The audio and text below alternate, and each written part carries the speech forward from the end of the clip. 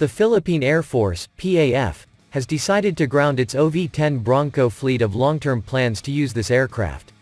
The consideration is that spare parts for reconnaissance and light attack aircraft are hard to find. However, the Bronco will still be used in the next 2 to 3 years, where Manila will continue to procure the A-29 Super Tucano light attack aircraft from Brazil. The local military portal reported that the PAF will operate at least 2 Super Tucano squadrons. Currently the PAF only has 6 A-29B.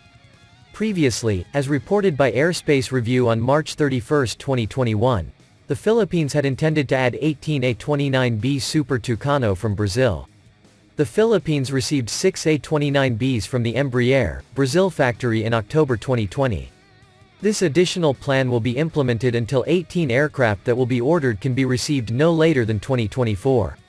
Manila's procurement of the Super Tucano is part of the Armed Forces of the Philippines Revision Modernization Program, AFPMP. The PAF will use the Super Tucano for close air support, CAS, light attack, intelligence, surveillance, and reconnaissance, ISR, missions in place of the OV-10 Bronco.